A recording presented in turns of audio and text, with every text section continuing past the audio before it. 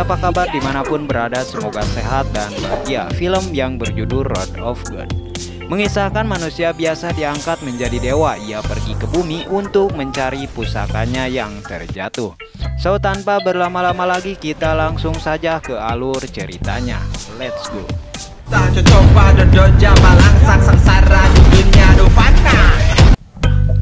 Film diawali pada dewa dan siluman terlihat seorang yang tak pernah memakai sendal. Sebut saja namanya Lee. Ia datang ke sebuah acara, tiba-tiba ada siluman burung hantu datang dan membuat kekacauan di acara itu.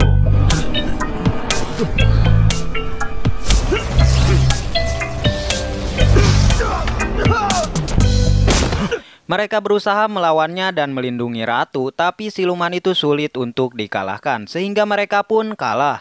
Lalu Lee memukul wajahnya dengan senjata andalannya yang bernama Ruyi dan menyerangnya hingga siluman itu kalah.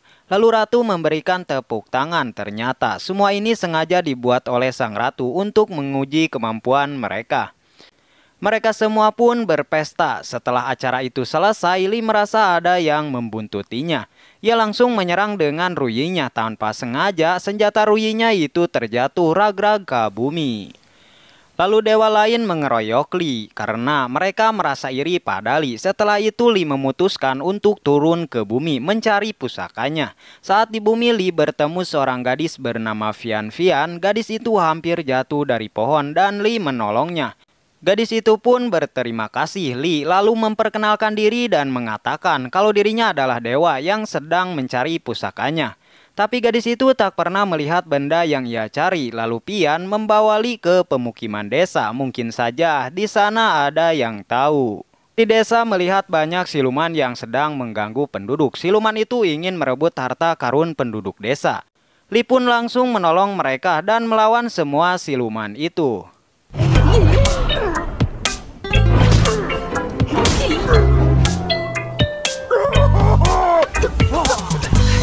Lee berhasil mengalahkan mereka semua. Lee pun dijamu oleh penduduk dan menikmati makanannya. Lee menghadiri perjamuan itu dan minum bersama gadis paling cantik di sana. Ternyata gadis cantik itu adalah nenek-nenek peot yang berumur 50 tahunan. Kemudian di sini kepala desa pun menceritakan beberapa bulan yang lalu penduduk melihat cahaya emas dari langit. Setelah kejadian itu, suasana desa menjadi tentram dan sangat damai. Lalu mereka memutuskan untuk melindungi harta karun itu. Melihat harta karun, para siluman selalu datang ingin merebut harta karun itu. Lee mengatakan bahwa harta karun adalah Ruyi pusakanya yang selama ini ia cari. Setelah Lee bilang begitu, ia malah dirantai setelah dibuat mabuk tak sadarkan diri. Ia diadili beramai-ramai. Lee berusaha melepaskan rantai itu, tiba-tiba kekuatannya hilang. Itu karena mereka memberikannya intisari yang membuat dewa mabuk. Mereka melakukan ritual tetapi tiba-tiba api muncul dan membakar pemukiman di sana. Saat para penduduk sibuk memadamkan api, Vian datang dan membebaskan Lee. Dan untuk membantu menemukan harta karunnya, lalu gadis itu segera membawanya. Penduduk yang mengetahui melarikan diri, mereka berusaha mengejarnya. Tapi kepala desa mencegahnya karena percuma saja mereka ke sana tidak akan bisa mengambil harta karun itu.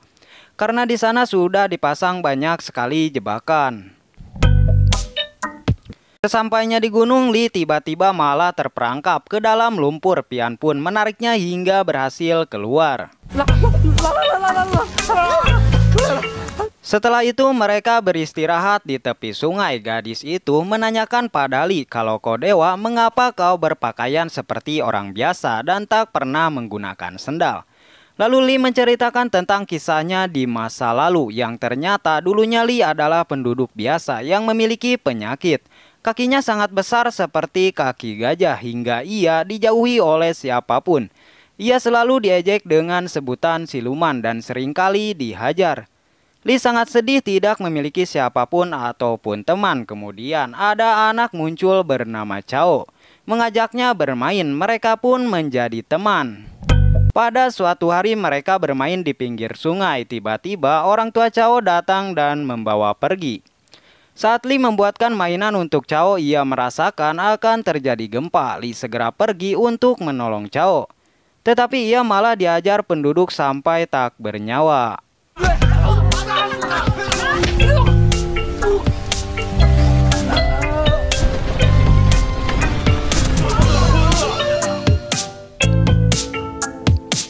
Setelah itu sang ratu memberinya penghargaan pada Li karena ia sangat baik, tak pernah merasa dendam pada orang yang selalu menyakitinya. Ratu mengangkatnya menjadi dewa, kakinya pun menjadi sembuh seperti orang normal. Semenjak itu ia sudah terbiasa berjalan tanpa sendal. Kemudian mereka melanjutkan perjalanan. Saat memasuki gua, banyak sekali jebakan panah yang menyerang mereka. Li menggunakan kekuatannya untuk melindungi Vian-Vian.